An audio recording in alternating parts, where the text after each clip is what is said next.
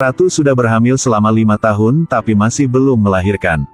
Hari ini akhirnya Ratu merasa sakit seperti hampir melahirkan. Tetapi bidan itu bekerja selama setengah hari, tetapi hanya asap merah yang muncul. Bidan hampir ditiup keluar. Sedetik kemudian asap merah berubah menjadi anak laki-laki dengan taring panjang. Mengancam bidan itu takut sampai pingsan. Raja masih menunggu di luar dengan tidak sabar. Pada saat ini selir raja juga datang. Dia juga berpura-pura memiliki niat baik untuk menanyakan kondisi ratu.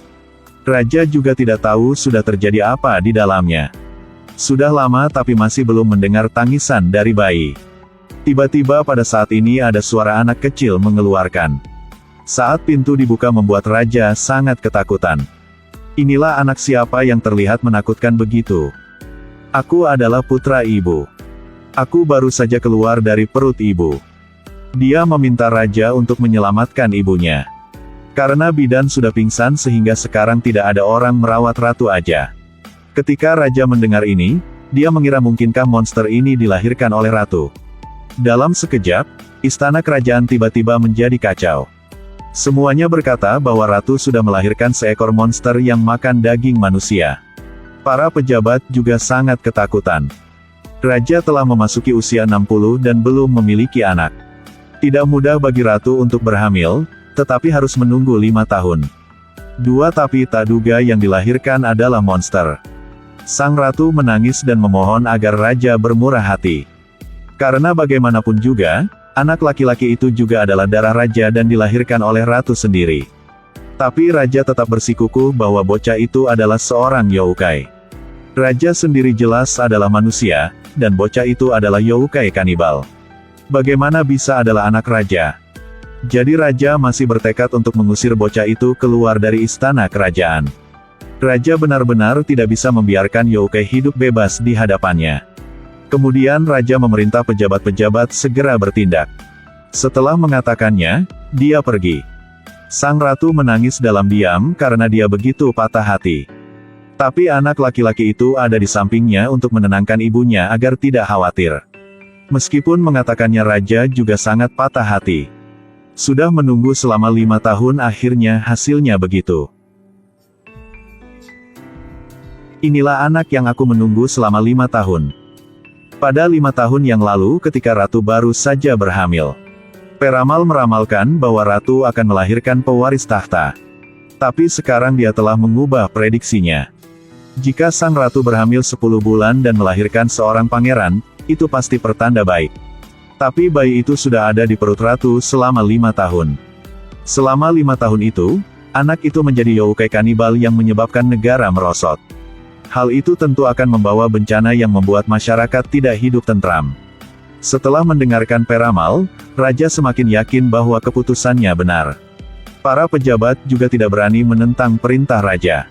Jadi mereka masih menunggu di istana ratu dan tidak berani pergi. Hari ini jika mereka tidak membawa bocah itu keluar dari istana, maka seluruh klan mereka akan dihukum. Ratu juga mengerti kesulitan mereka. Bocah ini juga adalah orang baik hati. Bahkan aktif menerima hukuman. Kemudian dia menenangkan ibunya yang tidak perlu khawatir. Dia bisa mengurus semuanya sendiri. Pasti tidak ada masalah terjadi. Ratu melihat anak yang dilahirkan olehnya. Bagaimanapun, anak itu darahnya. Bagaimana bisa ratu tanpa perasaan meninggalkan anak ini? Pada saat ini, ratu memutuskan untuk tinggal bersama putranya. Tidak ada apapun yang bisa berpisah keduanya. Pada saat ini raja menerima berita ini. Bahwa ratu sudah meninggalkan serta anak itu. Tapi ratu baru saja melahirkan, jadi tubuhnya sangat lemah. Ketika dia melangkah keluar dari pintu, dia mulai berdiri dengan goyah. Raja baru saja datang dan dia melihat penampilan ratu yang lemah. Jadi dia memerintah tentara untuk segera membawa anak itu pergi. Keduanya peluk-memeluk tapi masih dipisah dengan kejam. Ratu tidak bisa melakukan apapun ketika melihat anaknya dibawa. Ibu, selamatkanku. Anakku.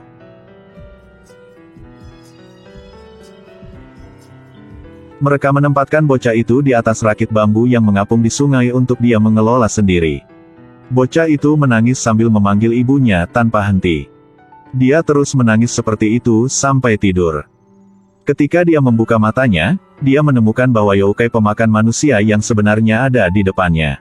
Bocah itu sangat ketakutan sehingga dia tidak bisa berhenti berjuang untuk mengemis untuk hidupnya. Kemudian anak laki-laki itu menggigit tangan yokai itu. Karena rasa sakit yokai menjatuhkan anak itu dari atas. Untungnya, bocah itu menangkap cabang dan mendarat dengan lembut di tanah.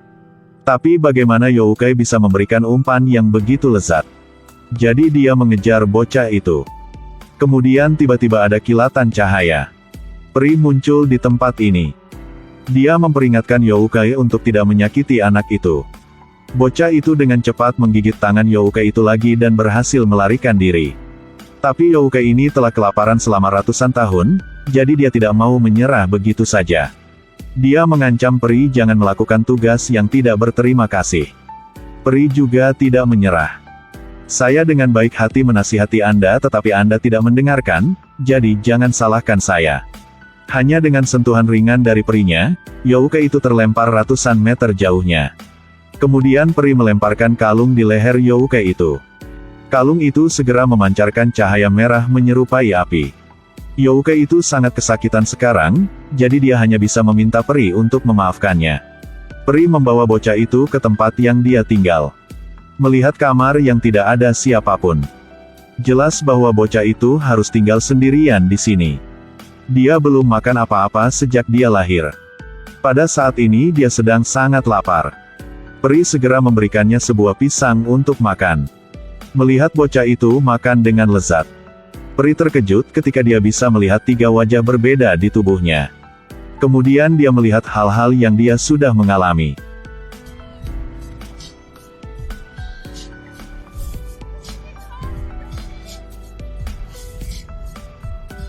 Sekarang peri sudah mengerti semuanya. Yokai datang ke tempat tinggal peri. Berharap peri melepas kalung di lehernya. Karena kalung ini saat dikenakan di leher benar-benar tidak nyaman sama sekali tetapi juga membatasi lingkup aktivitasnya.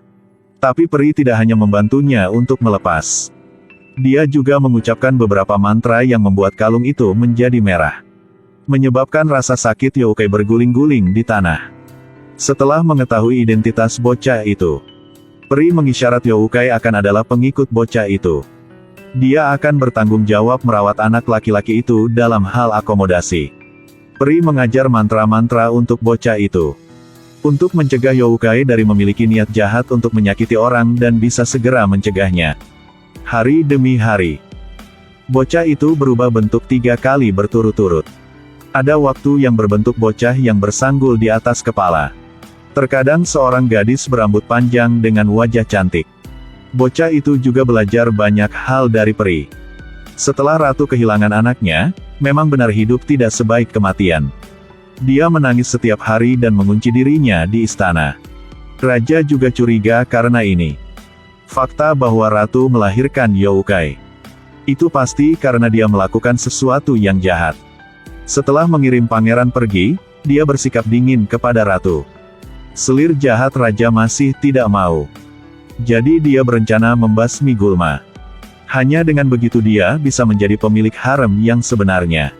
Dia berkolaborasi dengan ayahnya untuk melakukan sebuah drama. Berpura-pura peduli pada ratu untuk memancingnya keluar dari istana. Dan mengundang ratu ke kebun bunganya. Di sisi lain memerintah seseorang untuk menempatkan patung dengan taring di kamar ratu. Setelah semuanya disiap, dia melari dan mengatakan dengan raja. Aku melihat ratu sedang memeluk dan mencium sebuah patung yokai pemakan manusia. Raja awalnya sudah mengira ratu. Tapi karena tidak ada bukti jadi tidak menuduhnya. Tak duga sekarang hal itu terjadi. Raja sangat marah sehingga membawa pengawal datang ke istana. Tidak mengucapkan sepatah kata pun memberi ratu tamparan. Kemudian raja memerintahkan para prajurit untuk menemukan patung itu bahkan jika mereka harus membalikkan tempat itu. Tak duga patung itu benar-benar ditemukan. Raja mengira dia telah ditipu.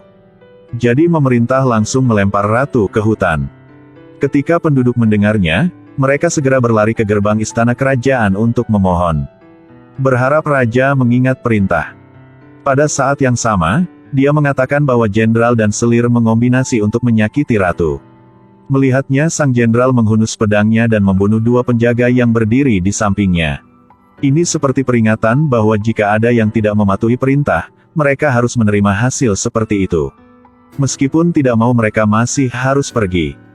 Ada beberapa pria langsung bertahap ke depan untuk menghadapi dengan jenderal. Tapi sial untuk mati di tangannya.